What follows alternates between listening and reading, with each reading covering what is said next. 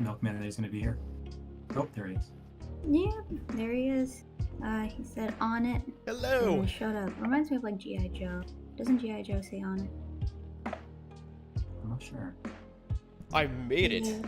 Oh my Made it. goodness. You did it. So much for being here early. Dang. No, you're all good. Don't worry Oh my about god. So there's something about having an infant that just makes every plan, no matter how mundane, exceptionally difficult. So sorry for the late arrival. Oh yeah, thank you for showing up. Oh, my pleasure. My pleasure. I will share my screen. I'll share that screen, in fact. There we go. Hey, everybody. All right. Well, thanks for having me. Anything that can you guys hear me okay? Is volume okay and all that stuff? Yeah, everything's great. Okay. Yep. Perfect. Golden. Well, all right. Are we waiting a little bit for people to show up, or what's the... Hey, Gucci, what's up? What's the plan here? Yeah, I think we can wait a couple minutes. We had 23 people sign up. Okay. But looks like only 6 showed up so far. Yeah, well, I'll talk to 6 people. I don't care. That's what I do pretty much every time I stream, so... No worries. No worries. More one-on-one time. Exactly. If you have ridiculous questions, you are more likely to get those answered. My goodness. Okay, sorry, I'm short of breath. I just put away a whole bunch of groceries and my daughter decided not to sleep for the moment, so that's always fun. Okay. How many people know who I am? Out of curiosity. I'm not super active in the Discord, so... I feel like we can start from that question. Who are you? Yeah, Doctor. Who am I? Okay, well, I will maybe give people another couple minutes to show up. Looks like people are sort of trickling in. But, oh, is there a, like, text channel I should be looking at for people's questions? Yeah, so in the stage events chat, there should be like questions or folks essentially like generally commenting. Okay, I don't think I see that. You don't see it? So like if you hover over stage events, you should see open chat, create invite, edit channel. Well, open chat and create invite for you. Interesting. So I see your page. When you hover over stage events, do you see that little open chat block? Oh, I do. Oh my gosh, technology. It's crazy. Yeah, I know update. Yep, there we go. Rock on. You honestly don't know who I am, but thanks for being here. You're so welcome. Oh my goodness. All right. Cool. Well, let's get rid of that so I can actually look at that in a more reasonable fashion. Perfect. God, I love having 2 monitors. Right? So this is also going to be streamed over your page, right? And correct, yes. Like, on your account, you get to record things, so what's here can also be there. Alright, cool. So people can look back on it. Yeah, so if for any reason you have, like, difficulty seeing any of the visuals that may pop up, that's... You can have a look at that. Generally, I try to be pretty viewer-friendly, but in any event. Okay, well, let's get going. So, hi. Hi, everybody.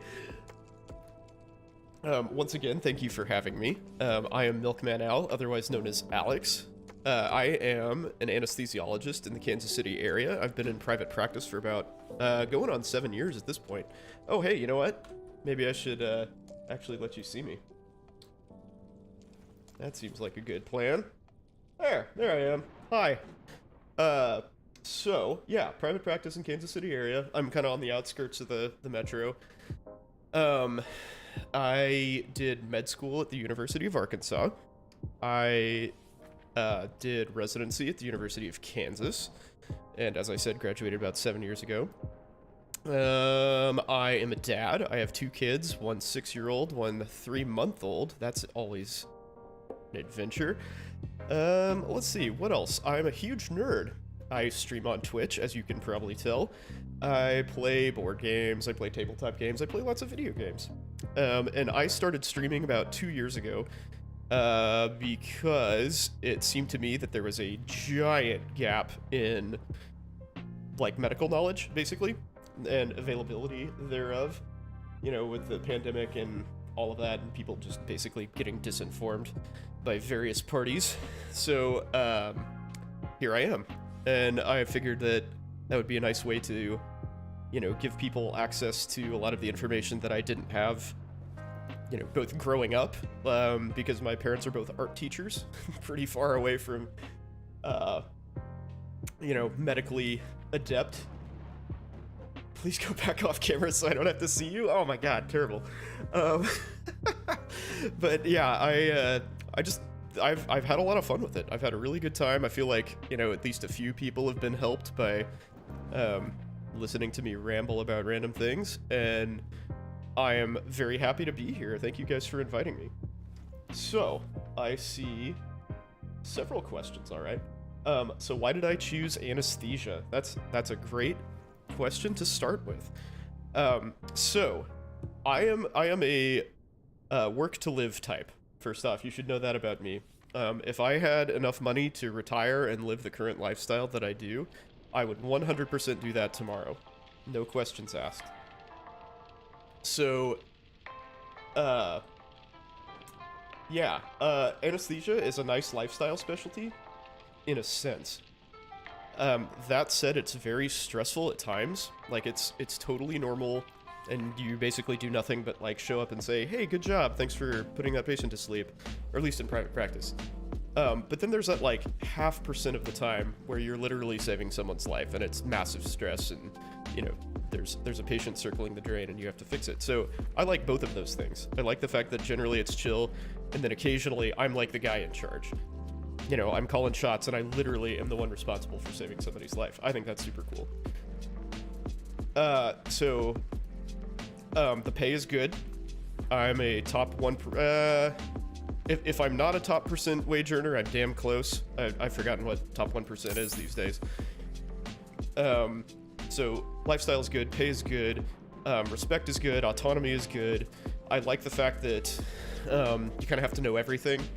You know, you dabble in everything from just routine maintenance of, like, hypertension medicine to, you know, trauma to surgery. Everything that you can think of is pretty much wrapped up in anesthesia, except maybe, well, even there's a little psych. You know, there's a lot of mental health aspect of anesthesia, because you always see people at their worst, and they're super scared a lot of the time, and I mean, it's like really everything in medicine kind of encapsulated in one specialty. So, you still can't see me? Why can you not see me? Oh, you probably can't. I see. Well, go ahead. Sorry. You were visible for a second, but when your game came up, I mean, you don't have to necessarily show your face, it's up to you, but... Yeah, let's see. So, I'm not sure how to fix that. Let's see. Bleep, bleep, bleep, bleep, bleep, bleep. I think, realistically, you could only see me if I'm not...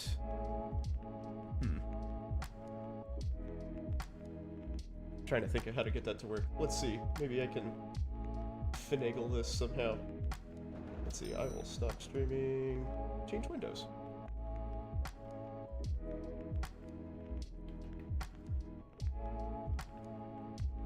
Uh-oh. The wife summons... Oh, it's just a TikTok. Never mind. Yeah, I don't know that you're going to be able to see me.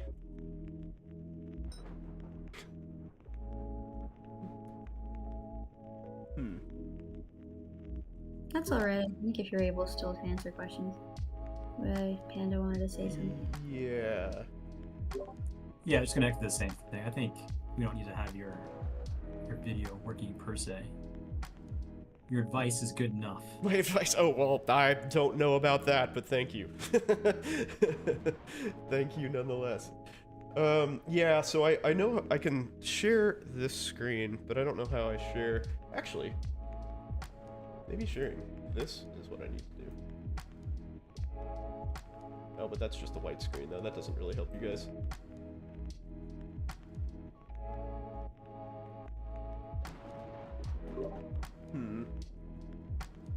Okay, well, screw it, whatever. I'll just share my normal screen then. Oop, there's Last Epoch. This is the game I've been playing recently. Okay, right. So, yeah, I chose anesthesia for basically all those reasons. Lifestyle, money, the scope of practice, autonomy, all that stuff. For What the does record, your what? what does your schedule look like? What does my schedule look like? So my schedule is all over the place. We have a cut list. So there's 5 of us who show up to the operating room, or well, there's 5 of us who show up to work every day. Generally, 2 people are in the operating room. 1 person is at the surgery center that is actually like physically attached to the hospital, and 2 people are just kind of like doing whatever. So if there is a heart scheduled that day, whatever means one of them is doing a heart, because we do hearts. 1 doc, 1 anesthetist, and they just, they work together, and the heart is the only case that the doc does. And then the other person goes up to OB. And if we don't have a heart, usually that second extra person just kind of goes home, which is fantastic. Because sometimes that means you go home at like 7:30 in the morning. But if there's a heart, we have a really fast heart surgeon, so the early person will go home at like 11:30, something like that. I generally work about 48-ish hours a week, if tracked numbers are to be believed. That will change. That will go down to probably about 41, starting April 8th. Oh, hang on. The front door is open? I have to close my front door. Oh, you did. Okay. Okay, sorry. I went and got groceries and left our front door open. Whoops. But yeah, it'll go down to about 41 hours when we start taking 16-hour call, which is super great. That will be very welcome. Yeah, I have 10 weeks vacation. So that's nice. Lots of time off. And yeah, I mean, you work more than you would with a normal job, even under good circumstances. We just got our production numbers for the past year. Like the ASA, the American Society of Anesthesiologists, released like their national data, and basically we produce more than double the national median. So we work really hard. So we work more than 40 hours a week, and we're kind of like busting our asses when we're there. It's like the dream. I think one of the things I struggle with as a medical student right now is just the workload that's placed upon us. I mean, medical students, especially in the surgical clerkship, it's not uncommon to work up to 80 hours or even more. Agree. Working 12 days at a time, 2 days off, or 6 days a week, which can be super exhausting after working 12, 16 hours a day plus studies on top of that. You probably see me bitch about this, just how difficult that is to maintain that kind of efficiency all the time. Yeah, no, that's surgery is sort of a high-end exception.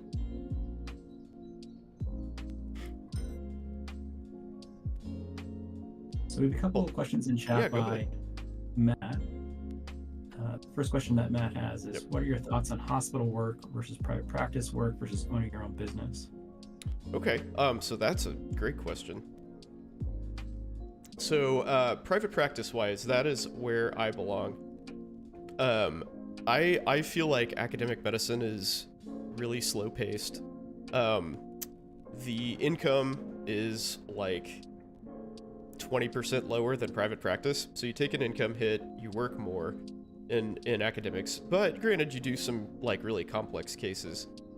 So a lot of people enjoy the complication factor, they enjoy like constantly getting challenged by that, by the complexity of the patients, which I don't know, it sounds like a recipe for burnout to me, but other people enjoy it. So that said, like in anesthesia in particular, your days are not quite as stressful. Like you'll have longer hours, but if you're covering residents, then you only cover 2 rooms. You only cover 2 operating rooms. You're soaping tomorrow. Oh no, I hope that's not true. Sorry. But yeah, you only cover 2 operating rooms, so you're not like running around quite as much. Like I cover 4, for instance, and generally they're fast turnover. and in academics it's slower. So like the pace is much slower. Like I said, we produce a huge amount. How do we? Oh yeah, so I got a question in my Twitch chat. It's how do I cover 4 operating rooms? There are anesthetists in there. I'm the one seeing the patients and like working them up, making sure there's no, like dangerous information that we don't have, and like prepping them for surgery. And then if there's anything that requires my attention during the surgery, I'm there for that, which means induction of anesthesia, so when they go to sleep, and when they come out of anesthesia, which is emergence, and then any like critical, potentially dangerous parts of the surgery itself, I'm there for.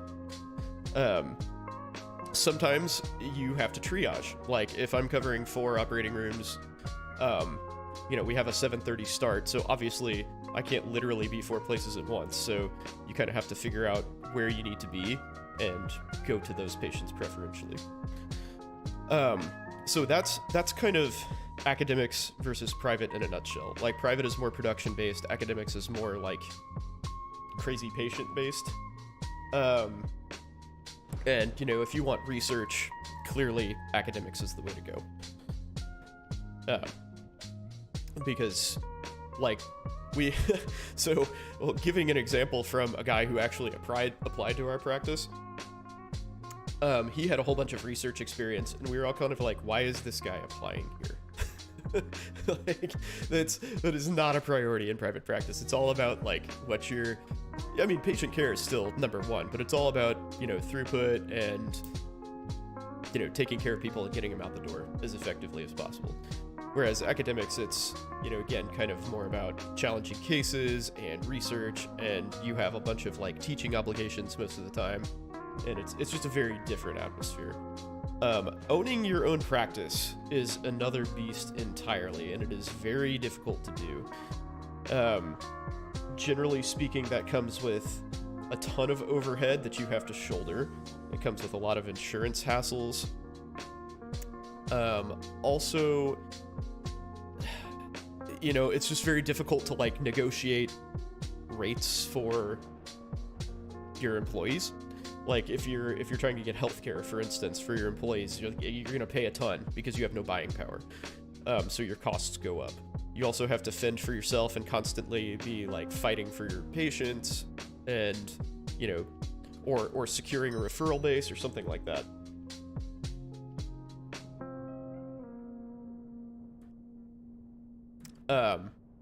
The next question we have is, if you go back and give yourself any advice along your medical school journey, what would it be? If I could give myself advice in my medical journey? Oh man. So I am definitely a do as I say, not as I do kind of guy. Don't follow in my footsteps. I would pretty much do everything differently. So I didn't know what the MCAT was until like a month and a half before I took it. Do not recommend that at all.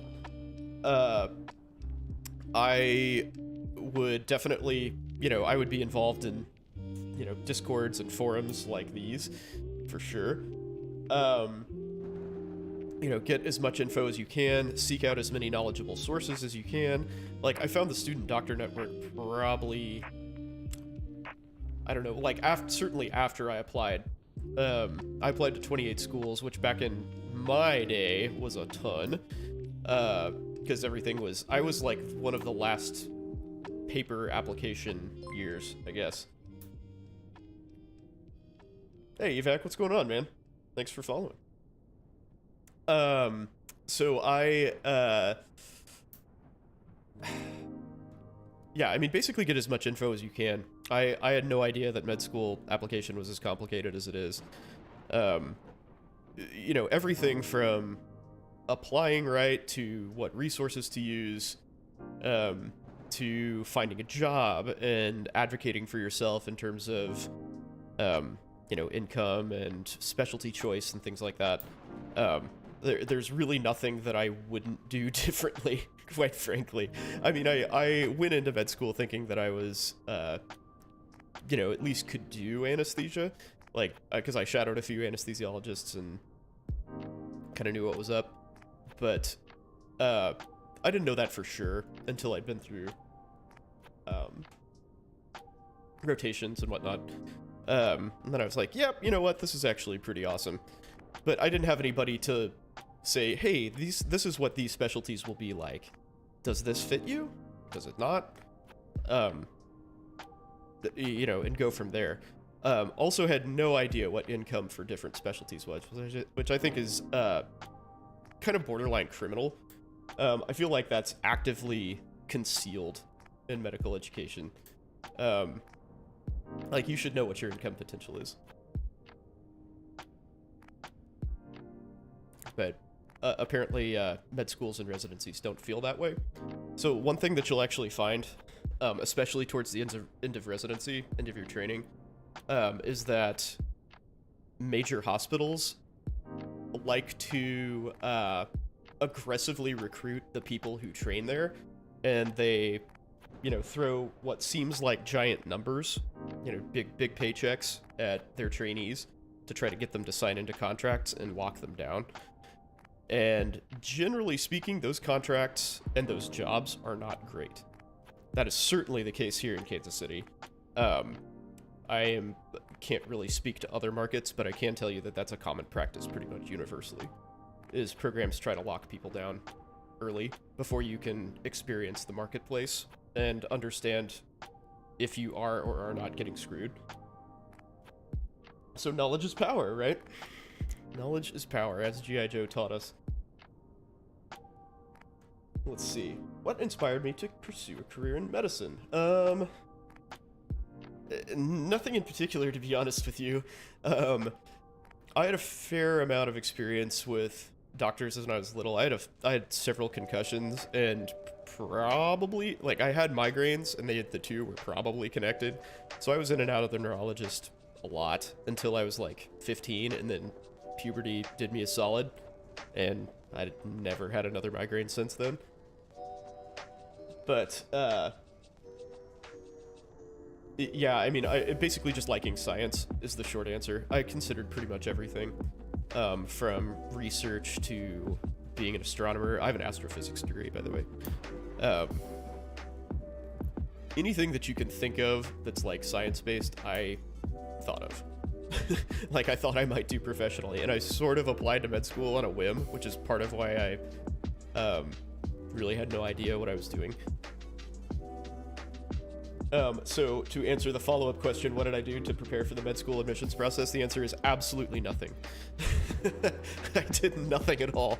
I just kind of applied. I took the MCAT and applied, and it went really badly. I got one interview, which resulted in one wait list and ultimately one acceptance, but yeah. Yeah, evac, I'm not really interested, man. Thank you, though.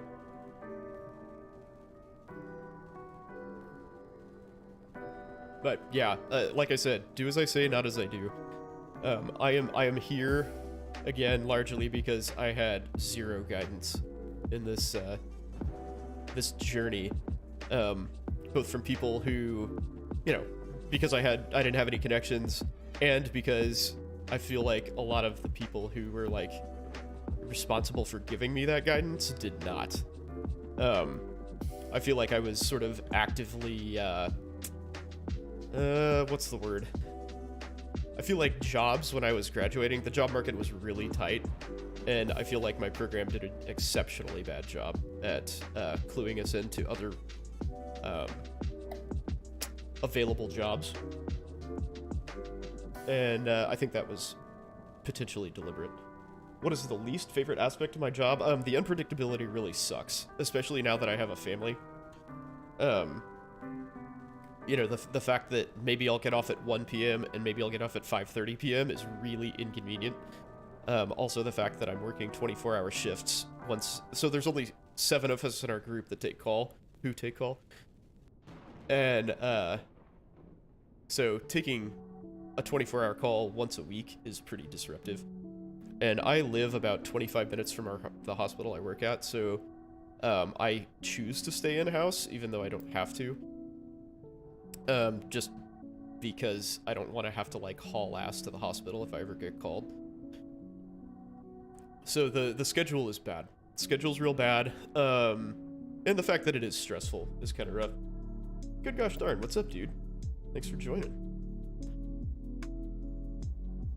How's it going, man? Hopefully you've had a good weekend. Yeah, so that's probably the biggest. The schedule is probably the biggest thing. If you ask like anesthesia, you know, like chat groups or forums or whatever, there's kind of this like legendary rivalry between anesthesia and surgery. I don't have that problem. You know, we get a little pushback about, you know, maybe like canceling or delaying cases or something, but there's never like an all-out war. Because generally, my experience is that the surgeons kind of just defer to us, basically. Like, they may have some issue with us canceling their case, which, you know, with good reason, because we're kind of blowing their day up. But when push comes to shove, nobody's gonna really give you too much problem. I've never had issues with that. What do I advise to have for shelf exam prep? USMLE World, man. UWorld is the way to go. I will sing UWorld's praises for basically every exam. It didn't exist for the MCAT when I took it, but for step 1, step 2 stuff. And oh, by the way, the shelf exams are retired step 2 questions. By the way, that's important to know. So yeah, UWorld, definitely the way to go. I think you'll even see like some pretty much identical questions. You know, it leads me to believe that UWorld has some like people who just take the step exams and try to remember as much as they can and come back and like report questions. But yeah, the UWorld is definitely the way to go for that. Alex, I was wondering if you could also discuss a little bit about like research. Did you do any kind of research in your 3rd or 4th year, or maybe you took a 5th year, and how that kind of plays into matriculating into a residency program? So research when? Like in med school specifically? Is that what you mean? Yeah, and whether you did it or you know, how necessary is this? So I did not do any research personally. I think anymore though, if you want to do something other than primary care, research is probably going to be pretty important.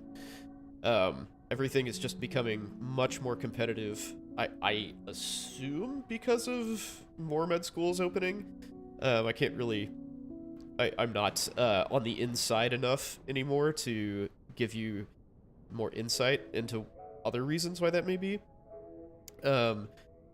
Because residency spots are actually expanding a little bit since I was there, but like anesthesia in particular, like I think the match rate last year was like 79% or something, whereas my year there were maybe a dozen unfilled spots.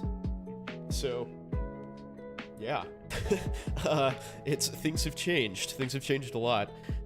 So when things become more competitive, you require more qualifications, and therefore research is going to be important. And also research will be an important thing for making connections in your department. So even if you don't plan on working at your academic institution, getting in tight with somebody will be very helpful to you.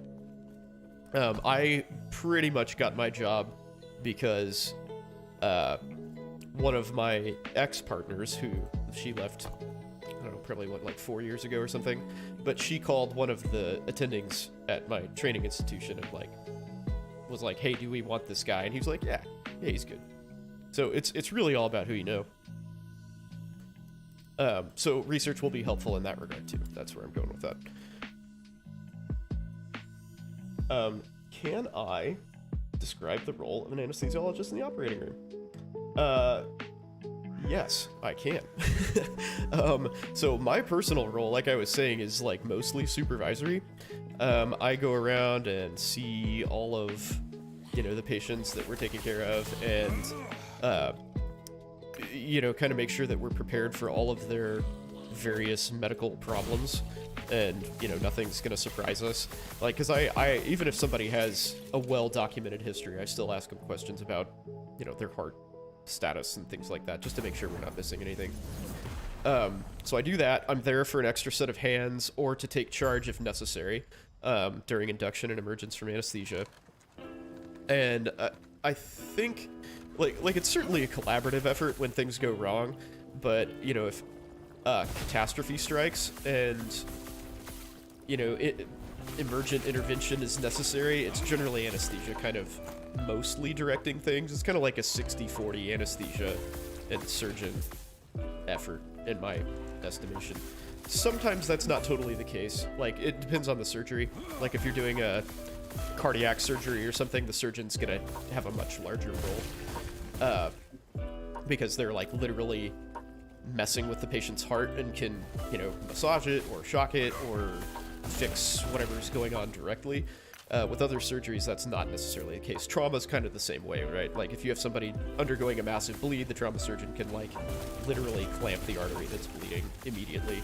So, you know, it's not always anesthesia totally in charge, but that's sort of a general trend.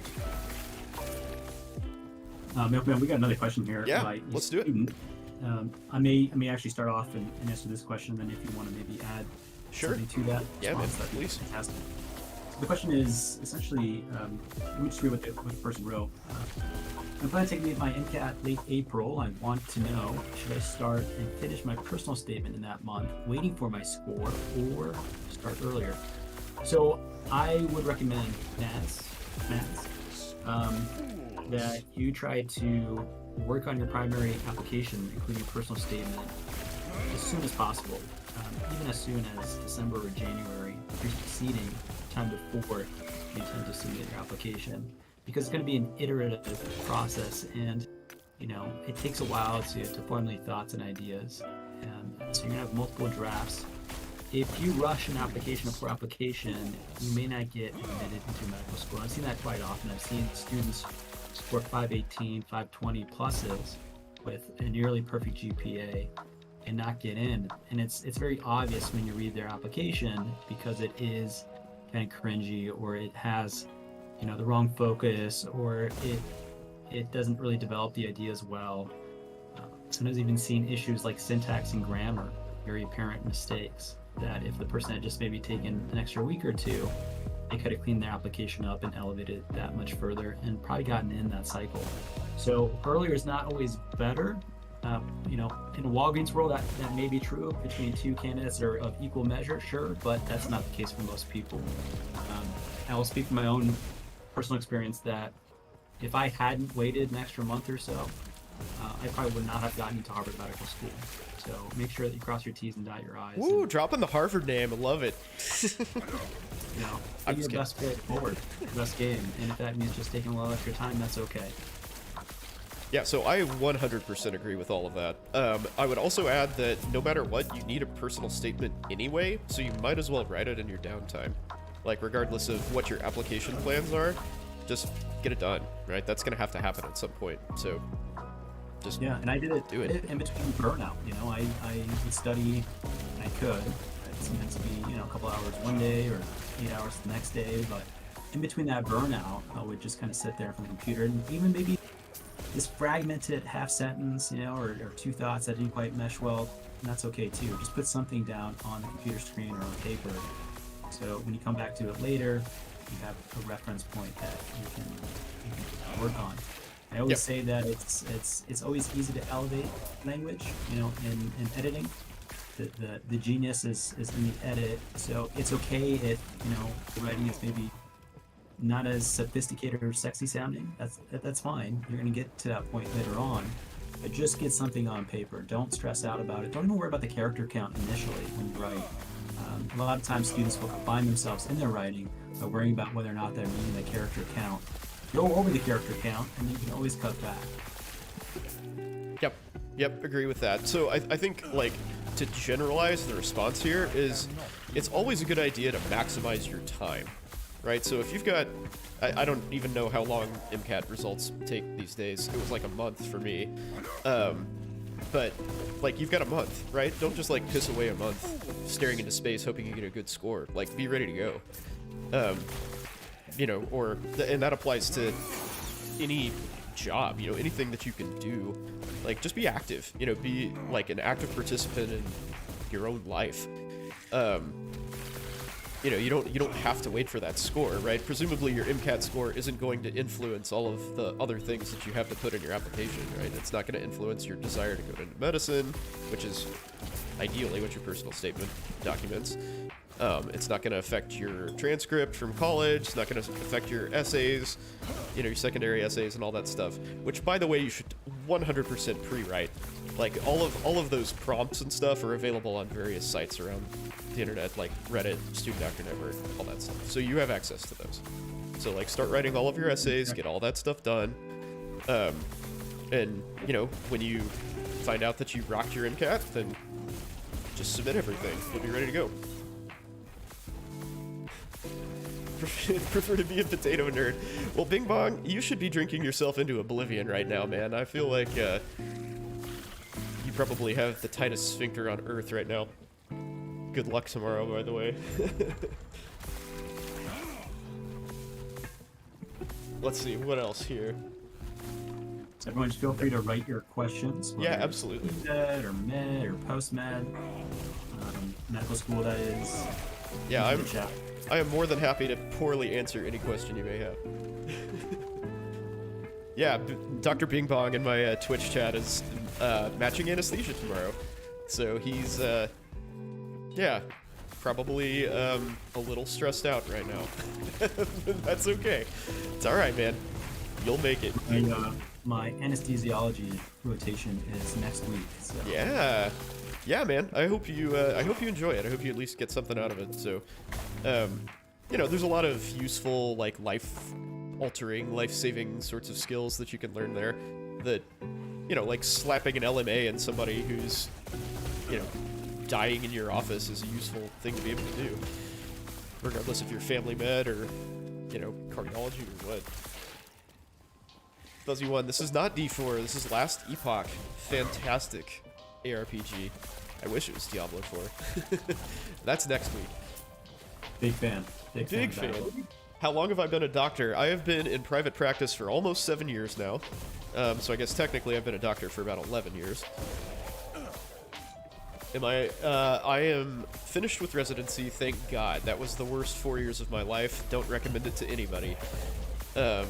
But hey, it'll be great once you get there. Yay.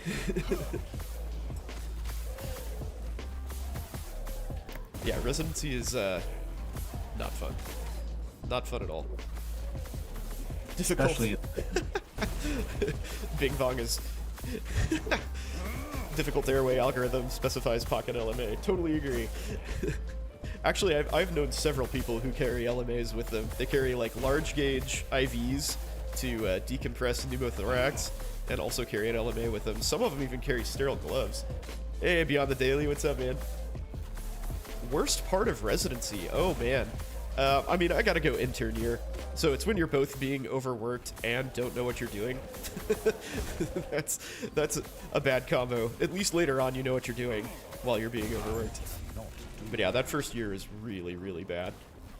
And for people like me who do anesthesia or some skill that requires like an unrelated intern year, because like my intern year was all internal medicine. It's basically just a huge waste of time. So yeah, that makes life really good. So you're wasting your time, you don't know what you're doing, and you're working super long hours for low pay. What could be better? What could be better? Let's see, do I think research grades, etc. in medical school have any real bearing on fellowship admissions? On fellowship admissions, like post-residency? No, I don't. Research can. I'll walk that back a second. Research can, depending on what you're doing and, like, what, so what kind of research it was, like, was it related to your fellowship?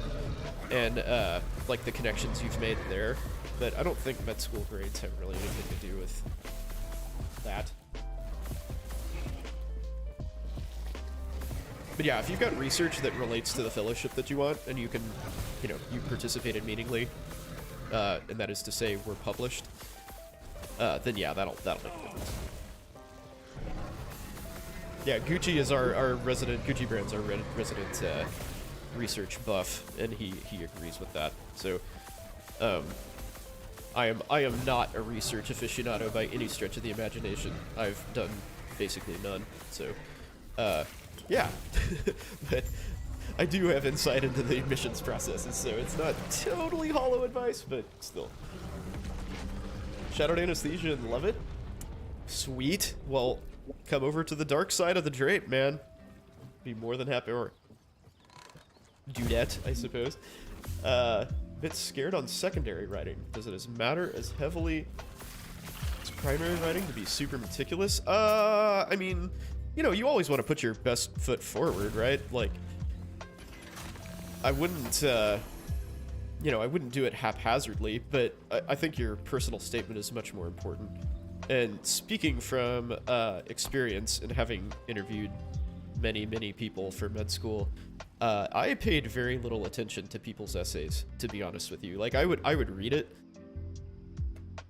but unless it was just like unbelievably good or heinously bad, I pretty much just got a couple talking points out of it and moved on. So, you know, if you're not exactly like lighting the world on fire with your secondary application, it's probably not going to really affect you too much one way or the other. You know, just write something passable that doesn't make you look terrible, and you'll be fine. I know that's kind of like, you know, you never want to half-ass anything, but it's okay. Again, unless you just like super stand out one way or the other, it's like it's not going to make much of a difference. They have way too many applications to look at to, you know, bother nitpicking grammar and stuff like that in your application.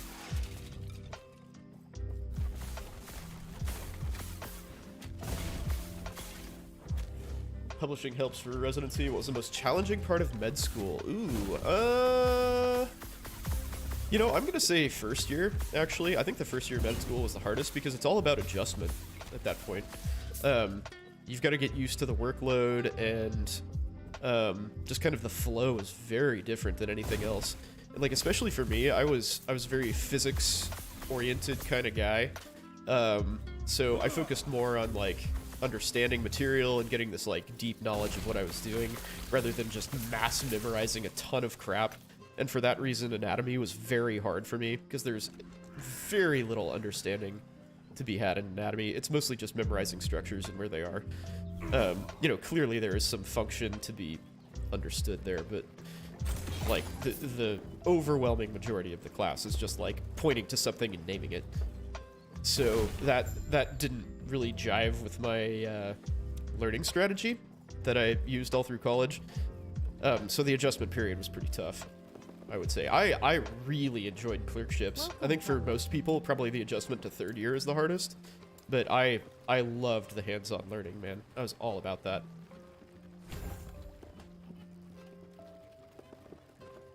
Do you think you can still enjoy surgery if you don't like med school anatomy? Yeah, for sure. Yeah, like, I think anatomy is cool, but I don't like the class. Like, enjoying a subject and enjoying a class are totally different things. So yes, absolutely, you can still enjoy surgery. Welcome, traveler. Is there anything that weighs more heavily when applying as a postbac? Oh, you mean... So that's... I guess it kind of depends. So it sort of depends on several things that come to mind. So how long it's been since college, how you did in college, how, you know, like your performance may have changed. So like if you were kind of like an average student in college, but you just rock the crap out of your post-bac, like why? You know, what is different that made that change possible? And you know, also like maybe why did you need to take a post-bac? Like, are you just a career changer? Are you trying to remedy your GPA? You know, what's the motivation there? Generally speaking, you know, I would say like what experiences informed you to take that post-bac would probably be the most important things to talk about. Because like, again, if you're a career changer, you know, presumably you've got a wealth of experience to draw on. And, you know, you're like, well, I did this career and I wanted to change because X, Y, and Z. And that, in my mind, puts you way ahead of a lot of other applicants because you are like, you know, you've had a job, you've had a career, and you're like, I still want to do this. Most people who come out of college can't claim that. As a doc, I'm making 100K plus a year. Oh, yeah. Well, so let me... I make more than that. So here is a job search site for anesthesia. I bring the site up all the time. So I am in Kansas City. It's a Kansas City area. We'll just generally search anesthesiologist jobs. The market for anesthesia is absolutely batshit crazy right now, I will tell you that. So this is kind of what you can expect to make in this area. Right? Not bad.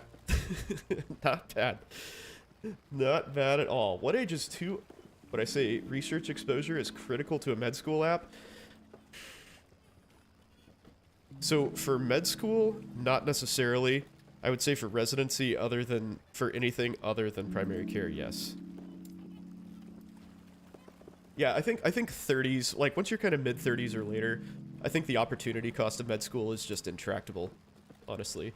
There's too much money and too much time invested in it for you to meaningfully make that up. There are other careers where you can achieve the same things that you would do during your career in medicine, in my opinion, that you can get into earlier than that. And yeah, I agree with Gucci. Like, it's all kind of about publications, right, for research. Like, the importance of your research hinges heavily on how successful you've been in it. Like, if you've just kind of been in a lab and, like, washed bottles and stuff, then that doesn't really do much for you.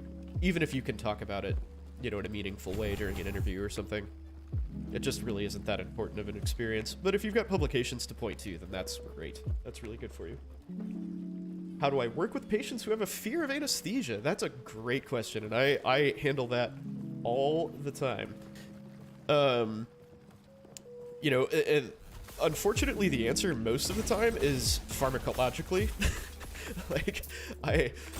Well, I mean, sometimes that's a good thing.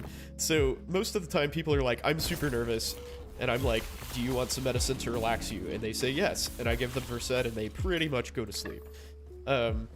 And that's kind of the end of it. But for people who are like truly nervous and really, really upset, it requires a little bit more of a sit down. So I mentioned earlier that anesthesia does in fact touch a little bit on mental health issues.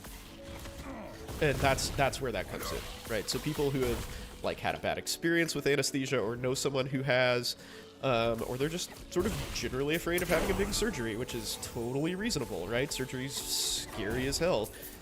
I get it. You know, they may ask more questions, they may need a little bit more talking down, and that's fine. I'm there to do that. It usually doesn't take very long.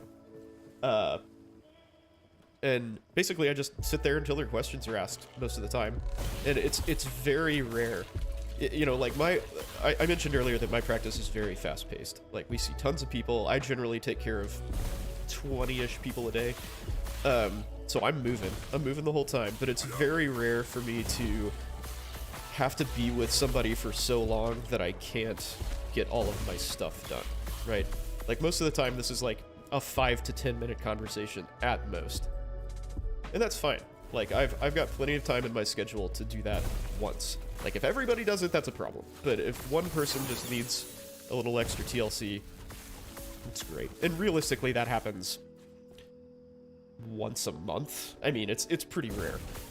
You know, like the practical implications of somebody being super nervous about their surgery where they need to sit down and talk about it is, you know, it doesn't happen much. But yeah, I'm more than happy to sit down and talk to people about, you know, complications and what to expect and how we're going to deal with it and all that sort of stuff. It's no big deal.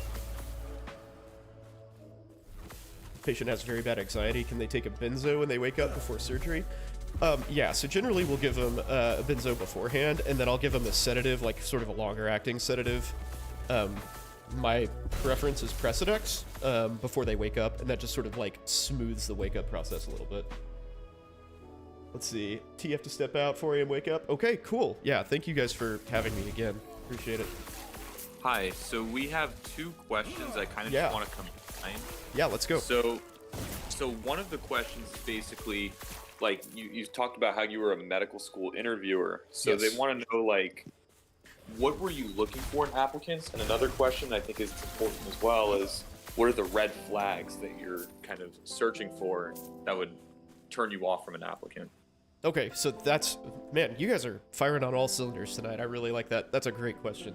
The number one thing that I look for when I'm interviewing somebody, medicine is a very small field, and I'm looking for somebody that I can work with. If I think that you would be a good colleague, then great.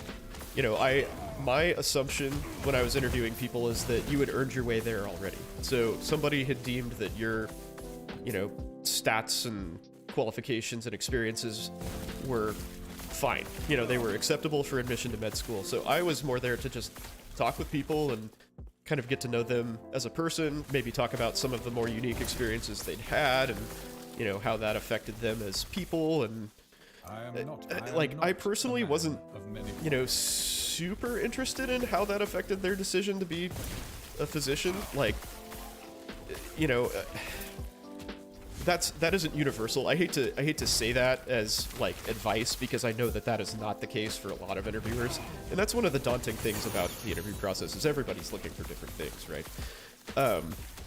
And you never know who you're going to get specifically. And some people are going to sit there and grill you and be like, well, you went to the Philippines when you were 10 years old. How did that affect your process? Why? But I was not that way. Like I said, I was more operating under the assumption that you had already, you know, cleared all the filters and you're a qualified applicant. So I wanted to get to know people as people. And that was my main goal. That would be very, you know, conversant. Red flags to me. Red flags were kind of... I'm trying to think of a way to say this gently. So a lot of people say things that are very matter of fact in their writing, like their personal statements. And yes, I did actually read everybody's essays and personal statements, but like I said, I didn't necessarily pay a ton of attention to them. But, you know, if you say something like, you know, I did X, Y, and Z, and at that moment, I knew I wanted to be a doctor, I'm like, okay, that's gonna take a little bit more explanation. Like, why, like, you just suddenly decided that you wanted to be, you know, go into this incredibly demanding field on, like, at this moment? Like, okay. Like, we're gonna talk about that a little bit more.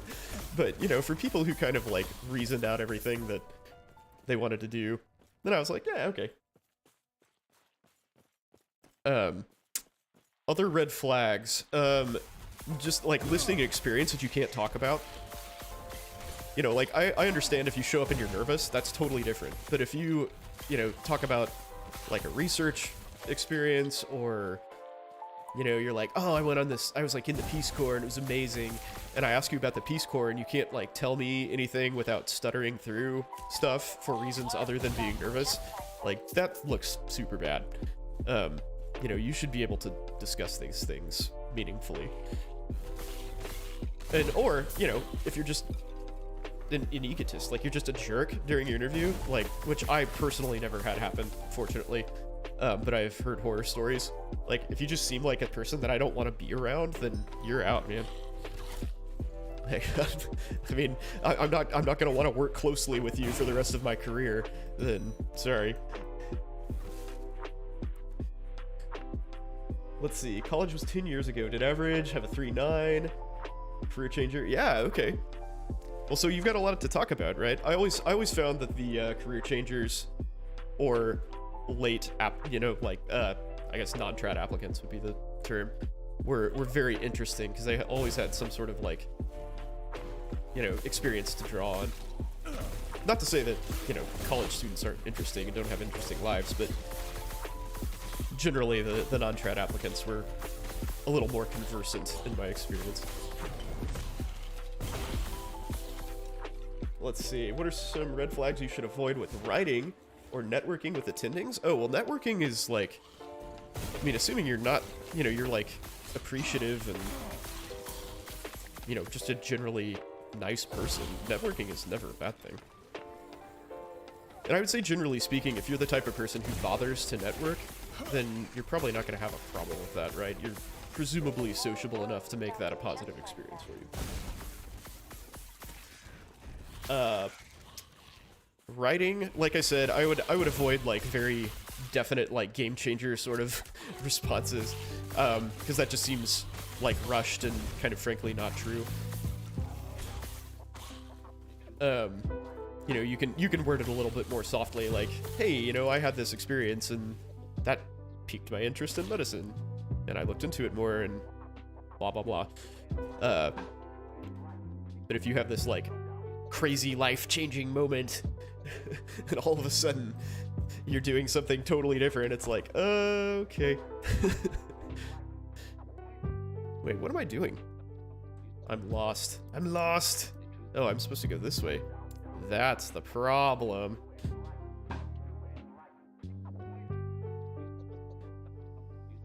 The loading screen in my game you thought was Elder Scrolls? It's close. It is close, isn't it?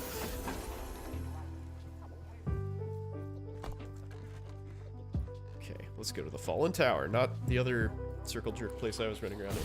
Most memorable or bad personal statement? You know, most of the ones that I saw were really bad. So I was a personal statement editor on the Student Doctor Network. Most of the bad ones that I saw were there. The ones that like made it to interview were fine. Like there were several people that I was like, I really want to interview or edit your statement, but really you're just better off totally starting over. Which is sad advice to tell somebody. What's up? One of these days I'll have you read my application and critique it. Let's do it, man. I love it. I think a while back I posted my personal statement online for people to read, and I can't remember where it is. I mean, there are things I would do differently now. Obviously it worked out well, but still, just having read so many applications and gone through this process now, I wish I'd done things a little bit different. Yeah. Oh yeah. I mean, I think pretty much everybody feels that way, right? Like, hindsight's 20/20, as they say. So, yeah, I mean, looking back on it, for sure, obviously, I would do many things different. But you know, I think if you don't look back on it and find something that you would change, like knowing what you know now, then you probably aren't looking very hard. We have a question. Yeah. Why did you choose private practice over hospital work? Yeah, so I guess I kind of touched on that earlier. So pay is one. So academic practice just does not pay as well as private practice does. The work hours are generally longer. There's a little bit more of an edge of like seniority. You know, like the people who have been in academic practice for a while, you know, kind of catch all the breaks by design. Not a huge fan of that. I don't really want to deal with extreme high-end cases at all times, and that's kind of what academic practice offers. Like, especially in anesthesia and surgery, you're just constantly seeing the sickest of the sick people having gigantic surgeries, and I'm just, you know, I don't need that adrenaline rush all the time. It's nice, like, we still have fairly sick people. I'm at kind of like a medium-sized hospital, so we still do heart surgery, we have vascular service, you know, we do all of that stuff. And so I see very sick patients, but it's not, you know, I'm not chopping them apart on a daily basis, like pushing them to the brink of death constantly. And I just don't want that stress in my life. I want to be able to, I want to be able to leave work at work and not have like presentations to do and teaching obligations and all that sort of stuff. So that's why. But honestly, if I had to pick one thing, it'd be the money. Like, I don't want to do the same job for 20% less money. I mean, it doesn't make any sense, right? If I were to ask a question, it would be like, if you were to go back and have the option to choose any residency again, like, would you pick anesthesia again, or would you go somewhere else?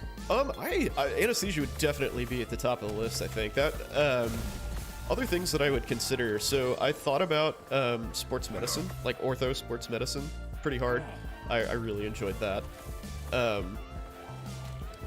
And also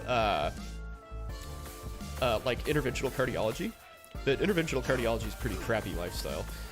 And another thing that I would think about would be like dermatology, honestly, just because it's easy. Like I'm pretty accepting of doing a job that I'm just kind of like meh, like kind of like, but not super into, if it means that I have great income and, you know, very cushy lifestyle. So I would consider that too. But yeah, anesthesia pretty much checks all the boxes for me. You know, like I was talking about earlier, it's a nice mix of chill and like an occasional adrenaline hit, autonomy, pay, all that sort of stuff. So yeah, I think I probably would choose anesthesia, to give you a direct answer, knowing what I know now. And yes, yeah, Isabel, the work-life balance in private practice is definitely better. I recruited one of my best friends from med school to my practice, actually. He was out in DC. He stayed at his residency to be an attending, and he just had all sorts of, like, outside obligations. You know, he was prepping presentations and lectures and stuff constantly, and they had obligations to go to conferences and present and all that sort of stuff, and I just cannot be asked to do that. I don't care. I don't care to do that at all. If I was reborn with the knowledge I have when I go through life and do medicine again, probably not, to be honest. I think I would do something different. I might go to med school. But if I did, I would probably go straight into like consulting or something like that. Something a little bit, you know, one of my biggest problems with med school is that, or, well, not med school, but medicine in general, is that you're capped, right? So I'm a partner in my practice, and my income potential is done. Like, I'll get, you know, like, market forces, raises, cost of living, stuff like that. Like, my paycheck number will increase with time, but, like, my position's the same. So I'd have to go into administration or start my own business, which I've already done. That sort of thing, and like do outside work and stuff to, if I realistically wanted to increase my income.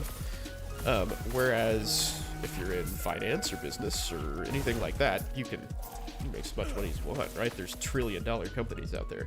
So that's a bit frustrating. Like, I feel like that would be a frustrating thing for most people who get to and through med school. Like, we're all very educated, very high achieving people, you know, driven to work super hard for the results that we want. And, you know, while it's kind of nice to, you know, have objectively achieved my goal, like, there's, like I said, I'm done. there's nothing left for me on this path. So yeah, I probably would opt for something a little bit different. Hey, Doc Reels, thanks for following, man, by the way. The video game time, life goals. Absolutely, man.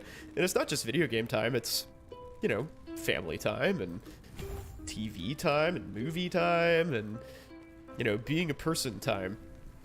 And some people don't want that. You know, some people are so into their work that, you know, they just want to work all the time, and that's fine. Like, but that's not me. That's great, you know? Like, if you want to be an academician and do the hardest cases known to man and work your ass off and research and do all that stuff, great. I mean, we need more people like that, right? Those are the people who drive innovation a lot of the time. The tireless live-to-work sorts who are just constantly going. But that's just not the life I want. What would I do? Start a business? Yeah, probably of some kind. Or maybe, like, law. I don't know. I haven't thought that much into it because that's never going to happen. But I have looked into doing consulting work, and I can 100% do that. Because anesthesia, well, surgery is what drives profits in healthcare. And anesthesia is the one that runs that. So I am, like, I do that every day.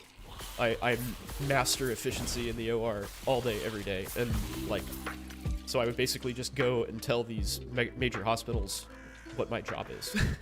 Like, this is what's gonna help you, you know, make more money. And they'd be like, oh, okay. So could you go into a bit more detail about what it's like to be a medical consultant for hospitals and so forth? So my understanding of what that involves is limited. From a, like, as far as hiring a consultant goes. So, like, I have never done that in a professional capacity outside of my job. So, to be clear here, what I'm talking about is So there's a very fine distinction, right? So if you hire a consulting firm, you get these consultants. Sometimes they're doctors, sometimes they're not, medically trained in any capacity, but they come in and they analyze your numbers, your throughput, like, all of these different factors. And then they make a recommendation to the hospital or your group or whoever hired them, on how you can improve your efficiency or whatever, your goal is. So what I'm saying is I just do that. That's like my whole job is to manage the operating room schedule, make sure it flows smoothly, make sure our personnel are allocated properly, and then outside of that, implement policies that ensure those things happen. If we see like a glaring gap that's a repeated problem, then we go to the hospital and say, hey, this is a repeated problem. Let's fix it by doing X, Y, and Z. And so that's essentially like unpaid consultant work with insider information, right? So I could take that to other hospitals and say, hey, these are the things that you can do. Here's the evidence backing up that it works, and get paid for it. Whereas right now I just do it as part of my job.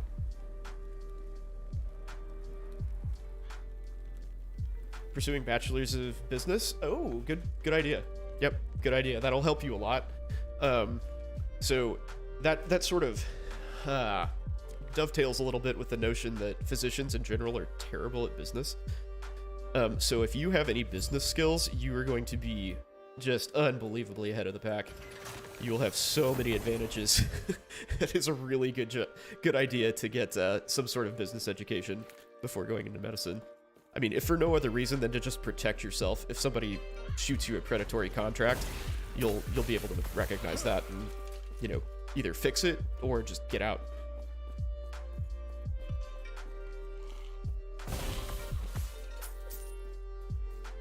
I hear a question coming.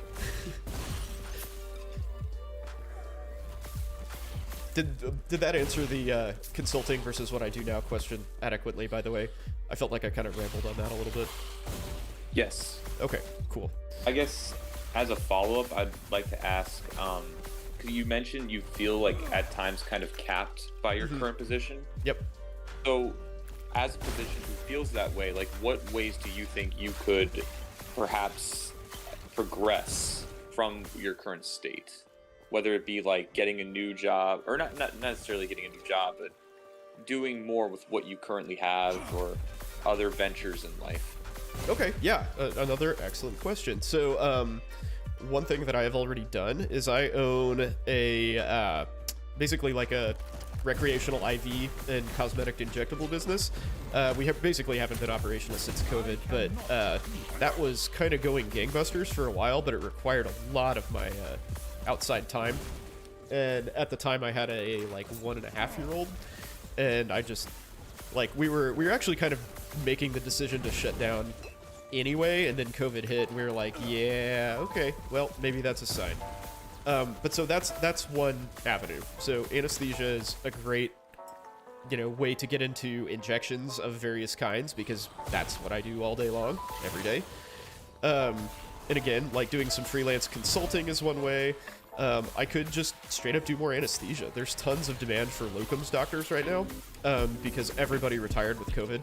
Like anybody who thought there was maybe even a chance that they were going to retire was like, yep, okay, I'm done with this. I'm leaving. So there's lots and lots and lots of spots, and the anesthesia market is insane right now. So like if I wanted to just go do some fill-in work somewhere, then I could easily do that and make some extra cash. And like I said, I have 10 weeks of vacation, so I would have, 10 weeks with which to make more money. But yeah, outside businesses, like your own business, your own consulting, those are probably the main ways. But you can also do things like, you'll get when you're a doctor, you'll get all these, spam emails for, like workman's comp evaluations, like being an insurance adjuster, reviewing patients' charts and stuff for, fitness of certain treatments and whatnot. You can do all sorts of stuff like that. You can be medical director of like medical spas, which technically my business is a medical spa, even though we never had a brick and mortar location. But yeah, medical directorship is one way to make some extra cash. There's lots of different opportunities you can seek if you're just willing to kind of put in some extra time and you know where to look. But those things are all really good options if you've got a little extra.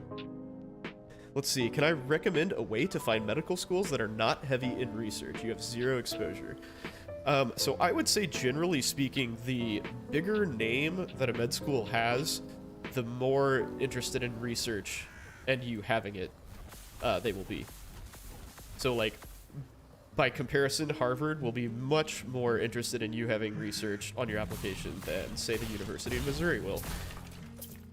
And I went to the University of Arkansas, so they're a lot more concerned with making local physicians, like people who will stay generally in the area.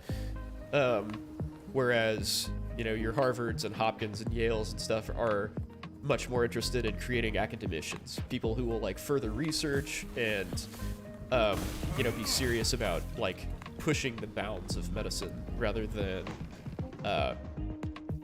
making like family practice docs who stay in the area. Despite what their mission statements will say. Their mission statements will tell you that they want to make the best pediatricians in the world, which, you know, they do, but that isn't like really what they hang their hat on. Business and computing, and you're done with school, that's an excellent plan, my man. Both very marketable fields. If I could add on to what you were saying about absolutely, like finding medical schools that are not super like heavy research requirement, there's statistics through the AAMC. I don't remember exactly how to find them, but they're out there and someone can tell you how to get to it. Is it in the IMSAR? I think so, yeah. Okay. There's statistics that show you how many matriculants by the school actually had research going into it. I don't think they go into detail like how many publications or what have you they had in their applications, but they will tell you like the percentage. And as you were saying, like the bigger name schools are more research heavy. The state schools, like the one I'm going to, for example, were a little bit more about like creating local doctors. And then DO schools are more about like, you know, creating local doctors. So there you go. Yeah, I forgot to mention DO schools. That's yeah, spot on. Yeah, that's good advice. Here, hang on one second. For those of you who don't know what it is, I can't even remember what IMSAR stands for. Medical School, like application resource or something? I think it's resource or admissions research requirements. There we go. Oh, admissions requirements. Yeah, dude, I was way off. Way off.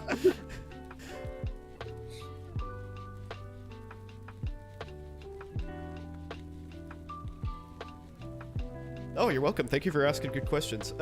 Here, I'll just link this to you in both chat and Discord for anybody who's interested.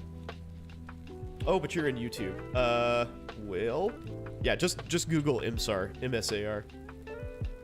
I could get to YouTube chat, but it's kind of a pain in the ass.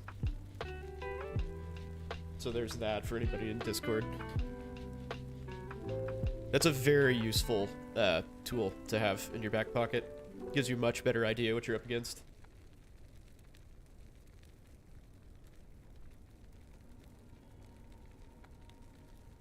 Yeah, I fretted over the IMSAR for many, many, many days once I figured out that it existed, and I was like, oh wow, I'm really not very qualified for med school, son of a bitch.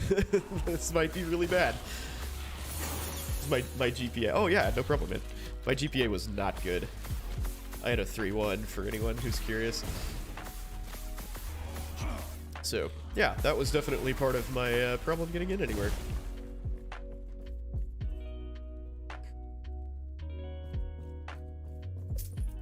Don't get a physics major if you want to go to med school, kids. It doesn't work out well. Let's see. How to be a good mentor to other friends applying and give them advice, telling them to get more experiences so they can be more competitive. I mean, so if you want to spare feelings, which I assume is kind of what you're after with that question, then just give them objective, like, resources. There's plenty of that stuff available. Like we were just talking about the IMSAR, right? That's a great place to start. And you say, hey, you know, maybe you're... Oh, I was about to say a 23 on the MCAT. What is... Average is 500 now? Or median's 500? Whatever. Like maybe... Yeah, Grid 501. It's about Okay. median. Yeah. So, yeah, if you're like, maybe your 500's not going to get you in anywhere, you know, like you're kind of fighting an uphill battle. Like, I wish somebody had told me that, like, hey, your 3.1 GPA sort of sucks, man. Like, you're going to have to apply to a lot more than 28 schools. And probably not like state schools, because I looked at the MSAR and was like, oh, okay, well, these places have lower numbers compared with all these other ones, so I'll just apply there. And like, you know, nobody said, hey, don't apply to state schools because they take in-state applicants. So, yeah, I mean, just give them as much objective info as you possibly can, is my advice. And, you know, that way it's not your fault, you know? Because if you just straight up say, hey, you're not competitive for this, for these reasons, like, you know, I can see how that would be taken the wrong way. But, yeah, if you just give them the resources, if you teach them how to fish, then it's not your fault. I would also add, just in general, like when you are trying to encourage a friend to get experiences, tell them that it's probably better for them to get a couple of experiences and work really hard within them to make them something really grand and beautiful, rather than getting like 20 random like volunteering for 2 hours and soup kitchen type experiences. Yeah, agree with that for sure. Rather than breadth. Yeah. Yeah, so I'll take that opportunity to soapbox a little bit and say that volunteer experience is not really something that I think most interviewers look super highly upon, unless it's something that is like truly exceptional that you can talk a lot about. If we're just talking about like, you know, normal hospital volunteering, it's like, it's a box to check. But really what you want to do is get a job. Because when you're a volunteer, you're cheap labor. Anything that they can get out of you is a bonus, right? So nobody really cares to push you most of the time, and everybody knows that. So if you're an employee, then you presumably get some degree of training. You're expected to do a particular job. You know, you have obligations and duties and, you know, standards to meet, or else you get fired. And like, generally speaking, your experience will be much better. Because like, if you're volunteer, like any extra work they get out of you is just a bonus. It's, you know, time that they don't have to pay somebody else for.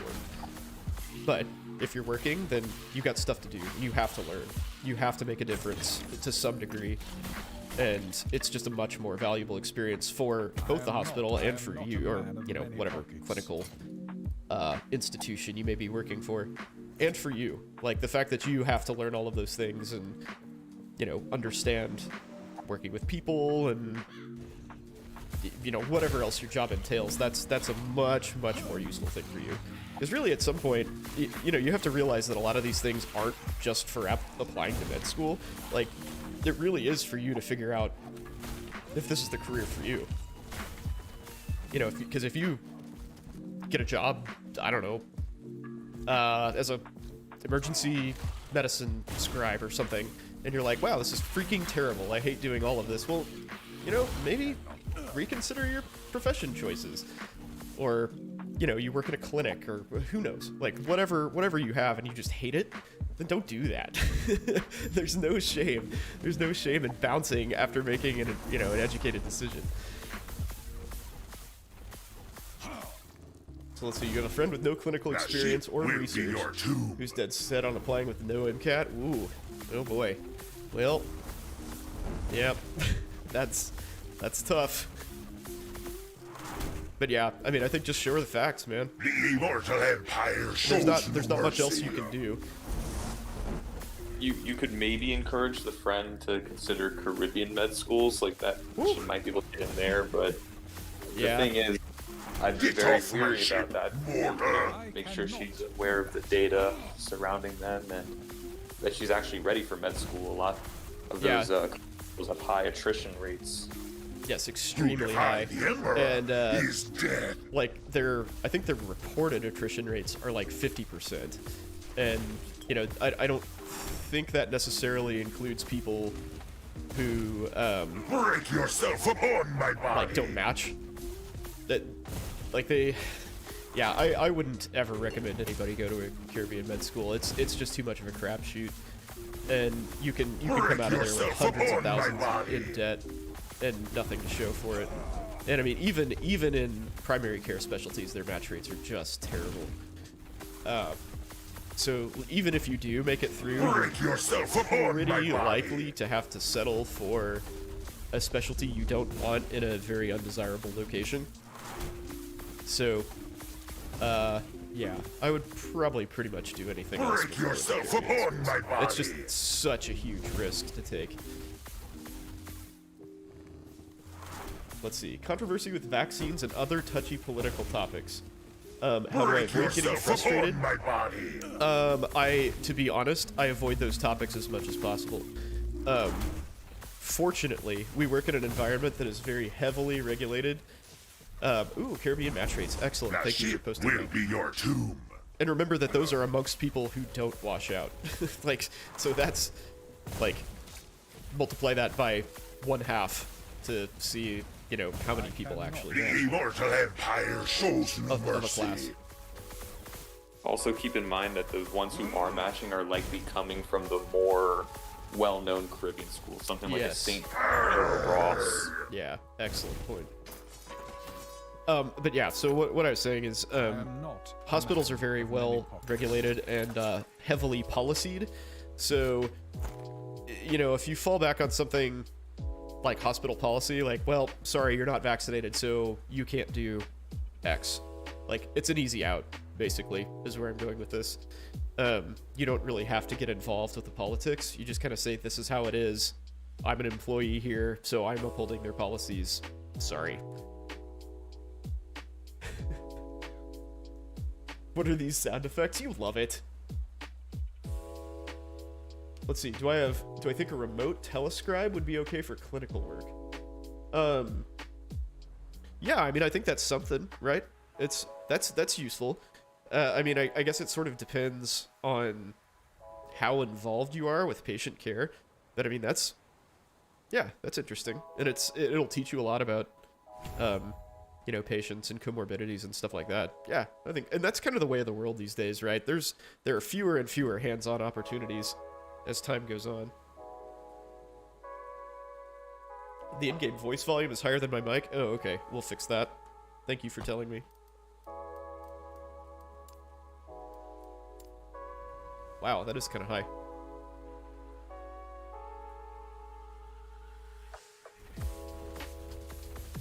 That's probably better. Alright, we'll give that a shot.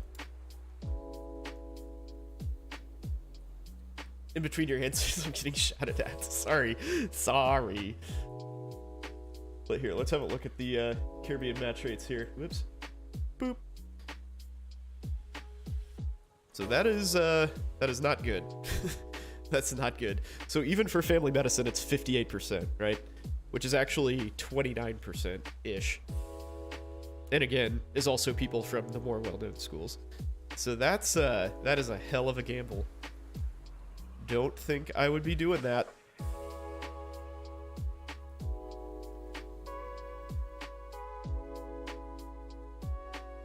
Oh, damn it.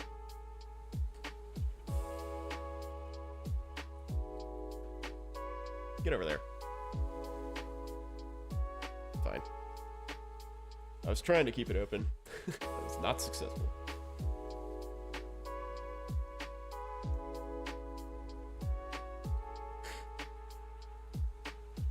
Caribbean is poo for sure. Agree. How's emergency medicine so high? Yeah, well, that was. I assume that was last year. Was that last year's?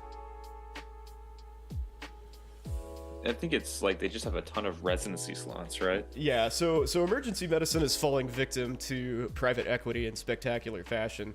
Basically, they've just opened up a ton of residency spots to drive down, like, potential reimbursement. As a result, emergency medicine is very undesirable right at the moment. I think it's kind of bouncing back, maybe a little bit from what I understand, but it's a rough go for the EM docs, man. They're getting crushed. Yeah, I heard it's like very, very oversaturated and like hard to find a good job right now. Yeah, for sure. And pay is down. Availability of decent jobs is down. It's down because, like, despite the fact that there are like more and more emergency like spots, it's there's more doctors, so supply is way up. And then also, a lot of those existing jobs are being taken by mid-level practitioners. So you've got a lot of nurse practitioners taking basically emergency medicine doc jobs. And that sucks. That sucks for them a lot. I feel very bad for them. There we go. There's Joe. Some seats left unfilled. Yeah, for sure. I hadn't heard about I guess the scope creep affecting emergency medicine. Do you think that is a more recent thing, or it's been happening for a while? Yeah, I mean, I think it's been happening for. It's hard for me to put a time on it because I'm not super familiar with the details of the emergency medicine market, but I would say at least since I've been in residency, so that was 10ish years ago. That's been an issue, or at least an upcoming issue, and now it's a real problem. I think we're kind of at a point where places are realizing that that's not the way to go. There are a fair amount of studies that demonstrate that mid-level care actually ends up being much more expensive than physician care because there's more admissions, there's more bounce backs. Bounce backs meaning people getting readmitted to the hospital after they're discharged. And things like that are very expensive to hospitals because they don't get reimbursed for that. Most insurance carriers will deny those claims for bounce back patients or unnecessary admissions. And so that ends up costing the hospital lots and lots and lots of money. And I think they're becoming a little more savvy to that. So we may be on the, verge of a turnaround. And I say that with cautious optimism. So it's always, everybody always wants to save a buck, right? So there are plenty of people who don't really understand the business of medicine who will just see a lower price tag and go, well, we're going to do that. And that will always be a problem. That will be an eternal problem. But as more and more places get burned by that strategy, it will be less of a problem.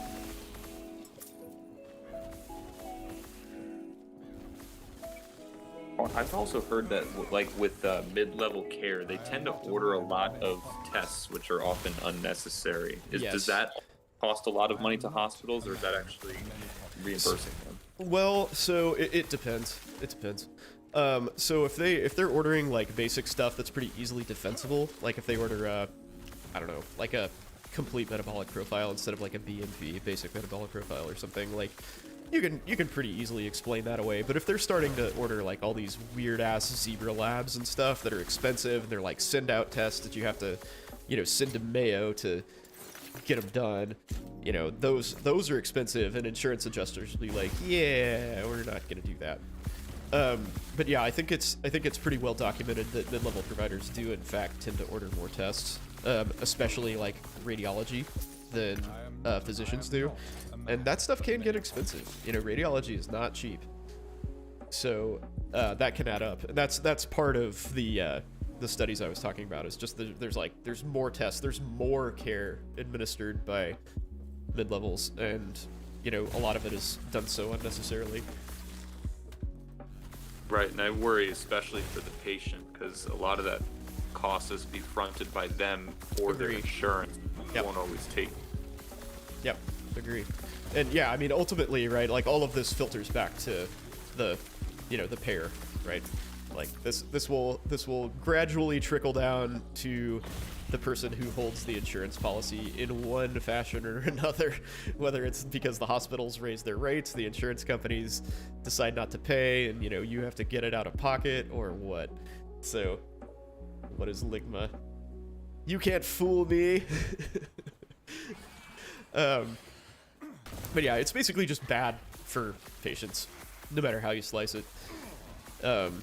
So it'll come back to them, and again, the hospitals will see that cost and adjust accordingly. So I hope again that we're kind of there. I know at the hospital that I work at, they got burned by that in the emergency department. They tried to go with a venture capital firm, and the care was terrible. And so they had to blow up the emergency medicine department twice. Once when they went to VC, and once when they got rid of the venture capitalist. So they are not very interested in doing that again with any other specialty, which is great for me because there are not a whole lot of independent anesthesia groups around anymore. And we continue to hold our own. Which, you know, hopefully that trend stays. And there are a lot of places around town that have opted against mid-level care just because they like having a doc there better. I think it's better for liability reasons too. I think like liability insurance companies are a little more doc friendly, or at least that's my impression. You know, maybe there's somebody in insurance or insurance law here who can comment on that, but my impression is that they would much rather have a physician overseeing their care than a mid-level. So I don't know if that's factually based or not. That's just my gestalt based on what. Go ahead. I was gonna say, like, to my understanding, the mid-level care is often like signed off by a physician, so it would probably be protective to the physician to actually be the one doing care rather than having the mid-level do it. Correct?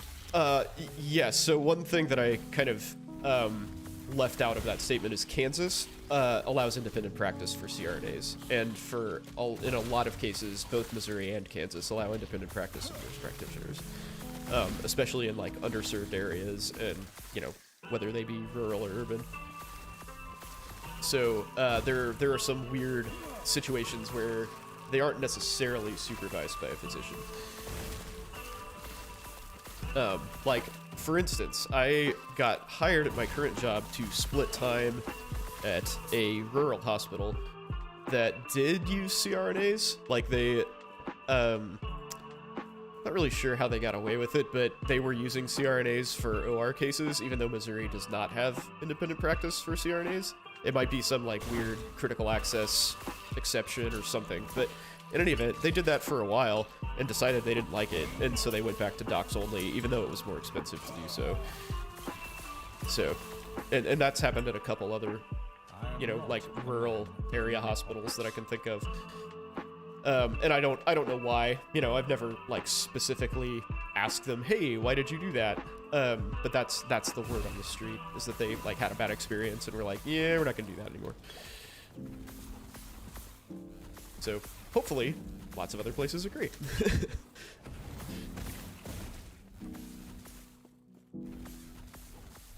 All right, what else you guys got?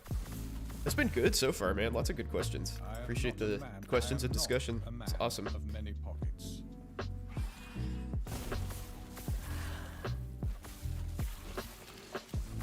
Bueller. All right. Cool. Let's see. Anything that I wanted to talk about? I don't think so. We pretty much covered all the like good stuff in a fair amount of detail, actually. That's nice. Oh yeah, and by the way, I think I mentioned this earlier, but this is Last Epoch, so if you guys are interested in like Diablo-style games, this is super cool. It's actually a beta game, like early access game, and they just released a huge content patch, so get on it if you dig it. It's on Steam. I suppose since you bring up gaming, I noticed you are very into gaming. So like, what kind of game do you play? So usually these, Path of Exile is probably the one I put the most time into these days. But yeah, any action RPG I'm down with. I've actually played a fair amount of Brotato. If you guys know what that is. It's just sort of like a little kind of roguelike-ish shooter game. Just mindless fun. You run around and just blow up crap. But yeah, for the most part, it's action RPGs. I really like horror games too. And city builders. I saw that Cities Skylines 2 is around the corner at some point. I am very excited for that. I think that's going to be super cool. And with all of the free time that I have these days, with a newborn in the house and a full-time job, I'll be sure to play it.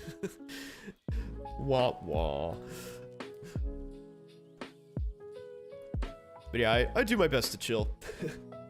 Let's see, I've seen YouTube videos of people waking up from anesthesia, not recognizing their partners, saying wacky stuff to nurses. Does that happen frequently? No, not really.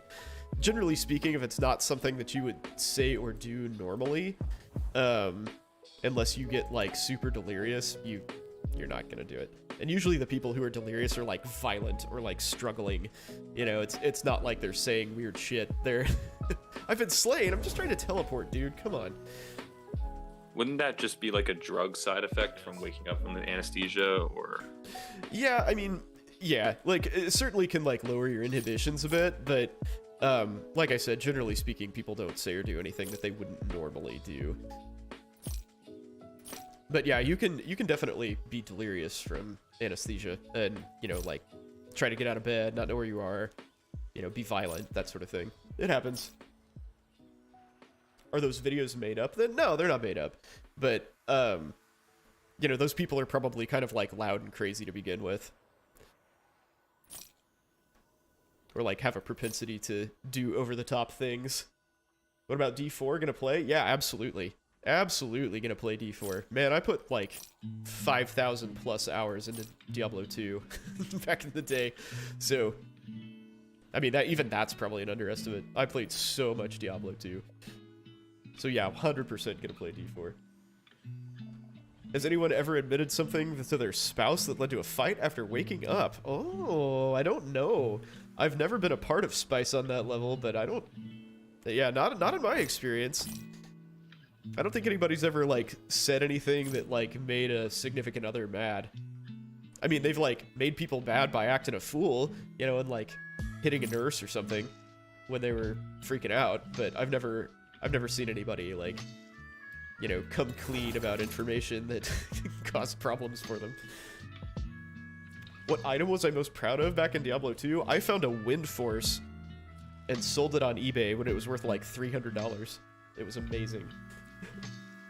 Hey T, what's up, man? How do I deal with people who are afraid of anesthesia? Oh, I think we talked about that earlier. Basically, I sit down and talk with them. Long story short. There aren't a whole lot of people who require an in-depth conversation, but the ones who do, generally I have time for that. And most people are perfectly fine just getting a dose of Versed, which is a benzo, and chilling out and going to sleep before their procedure. That takes care of the vast majority of pre-op fear. Did I ever have an Infinity? I didn't. So I played totally solo, well, no. So as far as runes go, I played totally solo self-found, because there was such a huge dupe market, and I didn't want my items to disappear. So I never found the items, the runes I needed for an Infinity, unfortunately. Let's see, after anesthesia, you woke up and said something a little spicy to your spouse. Yeah, actually, one of my partners had a knee scope, I think?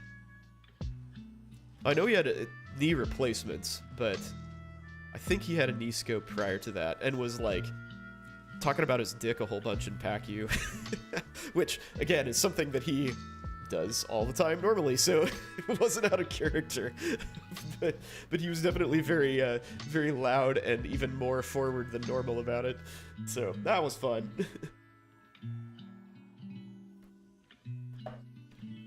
But yeah, good times. We have a lot of fun in PAC-U sometimes. Ooh. In your career as an anesthesiologist or throughout the training process, have you ever met any like interesting colleagues or mentors that you have had like a major impact on your life? I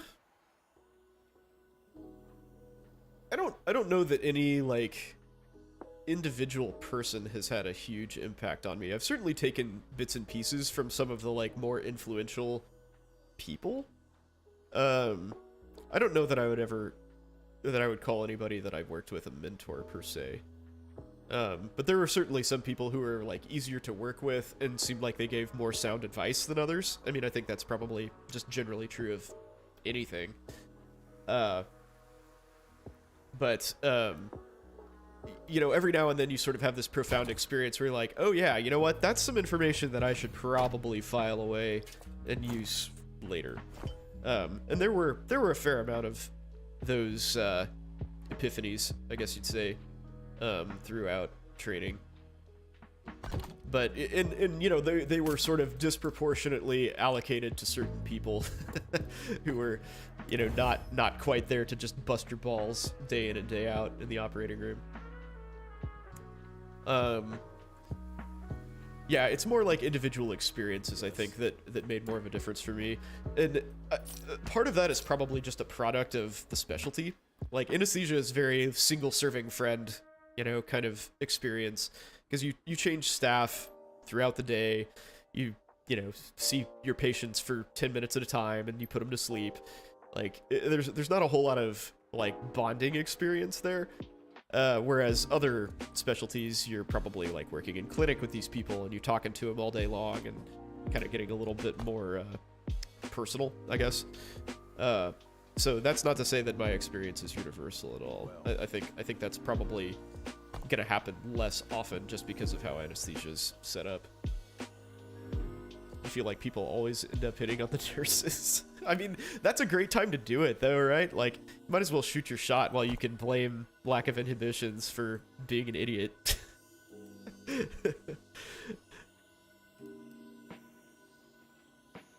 What was I looking for? When I was looking for fellow doctors to take on into my workspace. Kind of the same thing that I was talking about with medical school interviews. Like, just if I can work with that person. Because, like, presumably, you've been offered an interview. So we're a small group, and if you've been offered an interview, like, you finished residency, right? You finished residency and you're interested in the job that we have to offer. So if you come in and you're, kind of a jerk and, a boring person or just seem like you'd kind of be a pain to work with, then you're out. It's pretty easy to sort of write people off when the volume is so low. Like, I mean, we're an 8-person group, soon to be 9, I guess. But if you're gonna be even like the least bit toxic, you are an absolute no-go, because we'll see you all day, every day, and that's not gonna happen.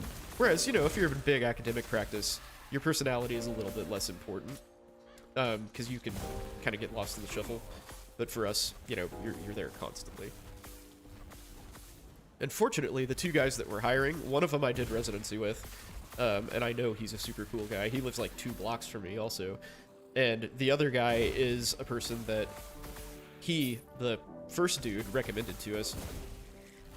So, yeah, I'm pretty confident that we're going to be okay. And we've definitely interviewed a few people where, like, man, that guy's a weirdo. No. Like, he's qualified. He's, like, been in practice for a while. He knows what he's doing. Seems like, he's had some good work experience, but, I just don't want to be around that guy, I don't think. So we just dumpster the app.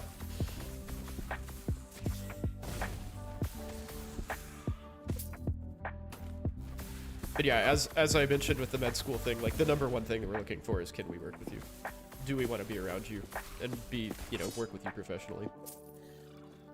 With those unsuccessful applicants that you interviewed, I guess, what about them kind of turned you off to them? Well, just a variety of things. Like, I think I kind of alluded to a guy earlier who had, like, this huge list of research experiences. And, we kind of asked him, like, why are you applying here to this kind of, like, borderline rural Missouri job when you've got, like, Ivy League education, a giant-ass CV? Like, what are you doing? And he didn't really, have a good answer for that. Like, he had no connections to the area to speak of, and couldn't really, couldn't tell us, basically. Couldn't tell us why he was there. And, with a small practice like we have, we don't want to hire a flight risk either. So if somebody shows up and works for 6 months and then finds another job elsewhere, that sucks. Like, it's really hard to attract somebody there. So generally, most of the applicants that we have are, have, like, grown up in the area, have family in the area, something like that. And so they have roots, basically. But this guy didn't. And so that was a heavy strike against him, because we're like, what's keeping you here? Are we just going to have to rehire somebody in the next year? And, the answer is probably, because he didn't call us back. Like, we didn't, it was apparently mutual. So, and then we interviewed another guy who just seemed kind of like a little pompous, and we checked in with somebody who knew him, and they were like, yeah, he's not my favorite. So bad word of mouth is a huge deal. Because I would say I have at least heard of probably 80+% of the anesthesiologists in town, and I personally know probably about half of them.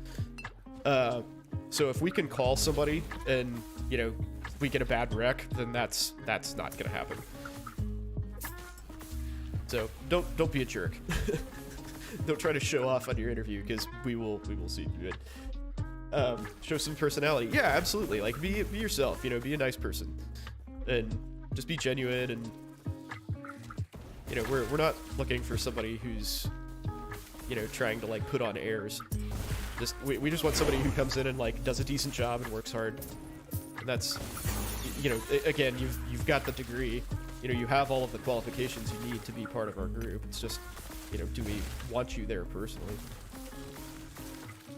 Anesthesia community is definitely very tight-knit, but you'll find that across all specialties. Everybody kind of knows everybody else. And that is, you know, it is much worse for more highly specialized things. So, like, clearly all of the, like, cardiothoracic surgeons and neurosurgeons and stuff know each other. Whereas, you know, maybe with family practice, you might not necessarily have heard of somebody because there's just so many of them. But yeah, for the medical community is a very small one, for sure. Like, I get prescriptions from guys I did residency with all the time. Or, like, notes or something. You know, like, I'll read a progress note or some, like, cardiology consult or something. I'm like, oh yeah, I know that guy. So, yeah, don't burn your bridges. It's gonna work out badly. Anything I did in med school to, let's see. Anything I did in med school looking back to prep me for residency or life in general? Are you asking, is there anything that I would recommend to do to prep for residency? I don't know, No, maybe... just looking back, if you miss anything in particular, if you were like, dang, if I did this in medical school, like maybe some other things in life, in general, would have gotten a bit easier. It doesn't necessarily have to be related to the residency process. Gotcha. So, one, I wish I had bought a house in med school. Nice. Property value was pretty low then, and I could have, like, done that with loans. You know, I know you don't really want to, like, take out loans to take out loans, but you know, I could have had, I'd read, Jesus, I can't speak. I had roommates all through med school, and you know, they would have paid my mortgage no problem had I done that. And I knew several people who did that, and I was like, man, you're crazy. Why are you buying a house? It's ridiculous. But now I know, and I would have had a house in prime rental property area. Wish I had done that. I wish that I had been a little more, I wish I had known how important connections are, basically. Like, you know, I kind of wish, I didn't want to do residency or practice or live in Arkansas. Like, it's not a terrible place to be, but it's just not my speed.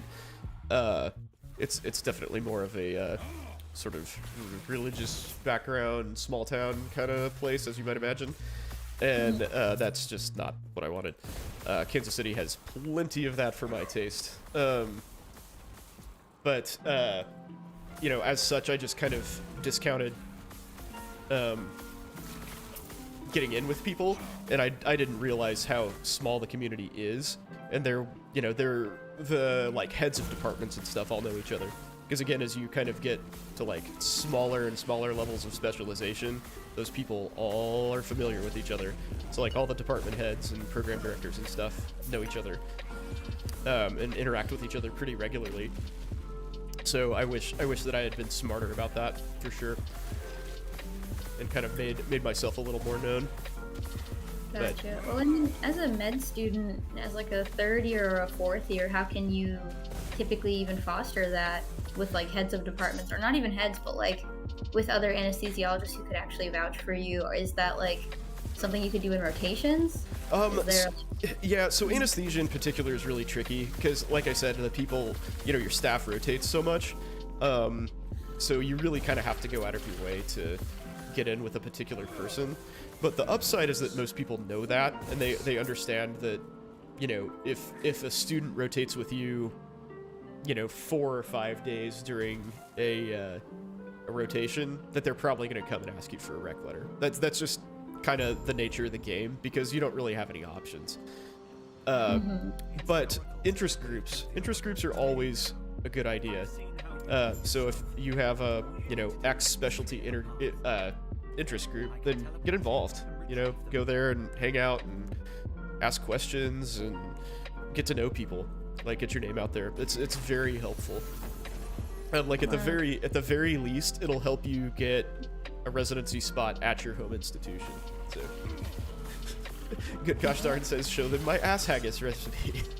that would 100% work. Gotcha. So you gotta go buy a house. Yeah, I mean, don't buy a house if you can't afford it. Like, but I personally probably could have, so I would have made it work. Just anything that you can do to kind of like set yourself up properly. Oh, another big thing is talk to a financial advisor. Like, get your finances in order, have a plan to repay all of your loans. And you know, even like pretty much every financial advisor will be more than happy to speak with a med student because they just see dollar signs. They see somebody who's a dumbass with money and will eventually make mid six figures, and they take full advantage. So yeah, get involved with them early so you kind of know what you're getting into and what your financial future will look like. So that will help. And obviously you're not going to have a really great idea of that until you sort of have a bead on what specialty you want to pursue, because you know, clearly if you make $250,000, things will be different than if you make $800, for instance. So you know, they can probably only treat you with generalities, but it's still better than nothing. That makes sense. Did anyone mention any worries they have to you about the whole, like, what do you call that? The nurse anesthetist? Oh, the nurse. The scope creep. Yeah. So nobody's asked that, oddly enough. That's usually one of the first questions I get asked. But yeah, I personally am not super worried about that. I think the scope creep thing, like it exists. You know, it's a bit of a challenge, I suppose. But really, in my area at least, it's easy enough for the people who want that independence to go get it, because there are enough rural places and like critical access hospitals, and Kansas has independent practice laws that like you can drive 45 minutes outside of the city and go to any hospital you want and they'll employ CRNAs. So, you know, the people who are like really hardcore about CRNA independence have it. You know, they just go and get it, and that doesn't really bother me because they're taking undesirable jobs. That, you know, they might not get filled if they were looking for a doctor. So, it's not really a challenge to our employment. That certainly may be different in other areas of the country, but the people who I work with are more than happy to be supervised, and they, you know, they recognize that there's a substantial benefit to not being the like ultimate provider, you know, like working under somebody else's license, and you know, they're happy to do that. They're like, yeah, you know, we're a team, we're taking care of these people. And you know, to be fair, like I am not needed for most of the cases that I go to. Like that level of care, like physician level care, is just kind of extraneous. Like, you know, if you've got a healthy 18-year-old having his ACL worked on, like 99.9+% of the time, nothing bad's gonna happen. You can have a CRNA in there taking care of that, and it's fine. But it's that 0.01% of the time where something does go wrong that I have a job. So. If I were to ask a quick question. Yeah. So, as a medical student, like right now, I'm interested in doing like cardiology. So, Okay. like internal medicine, like subspecialty work. Uh-huh. My question is, for someone interested in a field like that, do you recommend doing like further subspecialization? Like I know for cardiology, for example, they have things like interventional and electrophys and all that. Uh-huh. Do you think it's worth the extra like time and fellowship to do that kind of thing, or just stay a little more generalized? Well, I mean, it kind of depends on what you're interested in, right? So, I know EP and interventional cardiology, they pay more, and they will also, you know, open up much more specialized jobs to you, which is great, right? But at the same time, that will shoehorn you into being the EP guy. And if that's not something that you like super enjoy, then maybe don't do that. Because I think, what is EP 2 more years? I think all the cardiology Yeah. subspecialties are 2 extra years. Yeah, that's what I read, I think. Yeah. So yeah, I mean it's 2 years of your life, right? And like you're making pretty good money as a cardiologist. Like we'll hang on. I'm gonna get to a place where I'm not going to die, and we will demonstrate. So, do I have it pulled up? Yep, here it is. Sweet. This is the physician compensation data from, or I should say these are physician compensation data from 2001. So, this is total compensation, which means it includes retirement, and we're gonna scroll all the way down here. There we go. This is what we're looking for. So I know this is like super crazy small, but hopefully you can see it. So cardiology, non-invasive. So if you are in, I think this is the south here. Oh, this is south. I am technically in the south, as far as MGMA is concerned. So you can see here that the median is 536,000, right? So for interventional, it's 700,000. For EP, it's 737. So you get paid substantially more, but you're also, your opportunity cost is over $1 million. So, you know, is that worth it? I don't know. What's GI? GI is, let's see, gastroenterology. Boom. Looks like 550 is the median. Do you mind placing the link to that form in the chat? So, I think it's more, do you mind if I place that? Because this is a copyrighted document, and I have received a copyright strike from Google for having that posted on Reddit. Okay. So if you All right, want then that's fine. It is totally not available in my personal Discord under the medical education tab and resources tab. Totally not available. Absolutely not. If you look there, it will not be there. Okay, yeah, then don't. I was thinking it was like a public thing. Yeah, no, it was for a while, but then MGMA's lawyers got on it. It was Googleable via the company that posted it, which is like Northern Health Group or something like that. But yeah, it went away. But I still have it. But yeah, that's a very, very useful thing for people to have, for sure. And yeah, if you want that, it's like I said, it's in my Discord. If you do a little digging. But yeah, I think Sending a link to your Discord. I sure can. Hang on. I can do that. I'm gonna kill this crazy flying guy. Priorities, man. Priorities.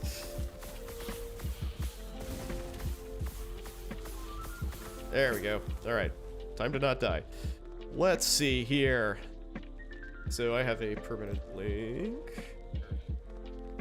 Cool.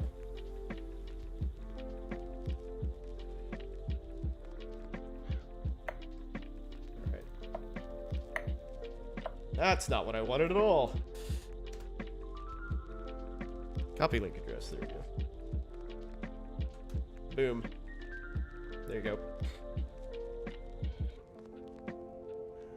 Yeah, if you look under the resources tab, it's pinned in there. It's one of the pinned topics or posts or whatever. But yeah, that's something that everybody should have access to. I don't know why. Like, I think, in my opinion, med schools should, like, buy that and print it and give it to every first year the first day they show up. I just, for the life of me, cannot think why they don't do that.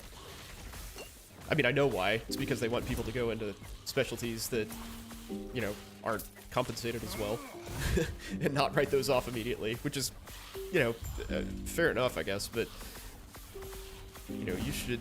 It's insane to me that you can go into a profession at all not knowing what your compensation, you know, potential is, let alone one as demanding and long as medicine.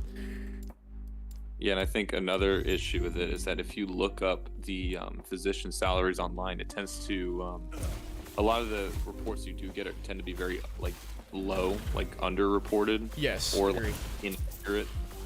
Yeah, I agree. Or you get some, like, ridiculous range where it's like you can make between $100,000 and $800,000. You're like, okay. I think that comes from like, there's physicians out there that maybe work like 20 hours, like, or a month or something. So they make maybe 50K a year, but they're literally never working. Yeah, exactly. And you see all these like weird ass outliers that get calculated into like Glassdoor, you know, any of these these job search sites, and they just have no idea what they're posting, basically. Good gosh darn, thanks, man. Appreciate it. Oh, go ahead. Sorry. I was just saying, like, you need something that's a little bit more accurate to what you're actually going to be making, and also not just factoring salary, but also bonuses and other forms of compensation. Right. Agree. Yeah, and so again, this MGMA data are total compensation, so that those numbers all include retirement and, you know, bonuses and stuff like that. So take that into account when looking at it. But yeah, that's super good info to have. Have I seen one of the big insurance companies propose needed prior auth for colonoscopies? Yes, I have seen that. That's gonna be fun. That sounds really fun. Oh man. Yeah, insurance companies they're running this stuff, man. Ugh. They're running stuff, man. Yeah, I hope you guys get some use out of that document. It's information everybody should know, like I said. Oh yeah, I'll be checking that out later. Go for it. Please do. I got like a free week. They gave me a spring break, so I No got way. some time. Yeah, isn't that great? I actually have a spring break too. Yeah, my kid's on spring break as well, so beginning June June 1st for United Healthcare? Wow, that's huge. Man, they're on top of that. I think United Healthcare is sort of developing a reputation for being pretty aggressive about denying claims, is what I understand. But that's not a super awesome rep to have.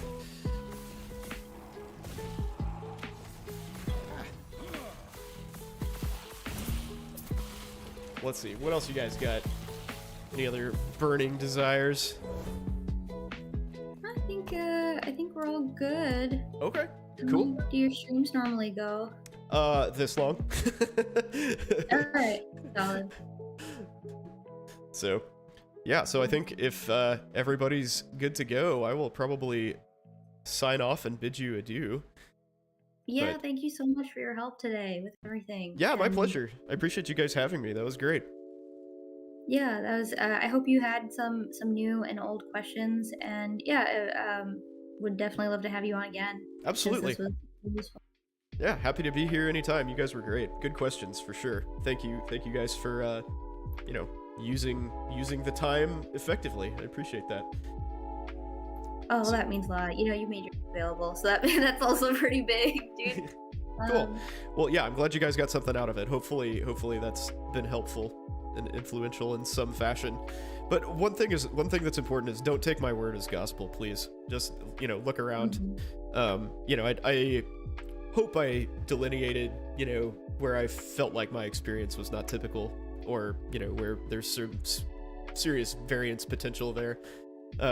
But yeah, you know, I'm just a data point. You know, do your own research. Y'all are very well connected, obviously, just by virtue of being in this Discord. So, yeah. Yeah. And for the users still here, and for anyone in the future, how can they reach out to you if they wanted to ask you any other questions, or just in general, like, find more information about what your answers are to things? So anybody is welcome to DM me anytime or ping me in Discord, whatever works. I am also live Wednesdays and Sundays most of the time. That schedule has kind of suffered since having a baby, but usually I'm live 8 to 10 p.m. Central on Wednesdays and Sundays. And also you can, you know, reach me in my Discord, which I linked there. So yeah, I am generally pretty available, and I'll get back to you as quickly as I can. Promise. Awesome. Thank you so much again.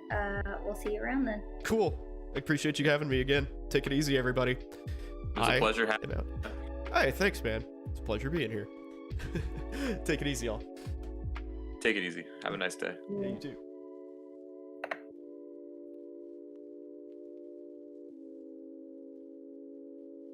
All right, everybody. Well, with that, I'm heading out. Have a great night. Thanks for hanging. See you Wednesday? I'll see you Wednesday. Adios.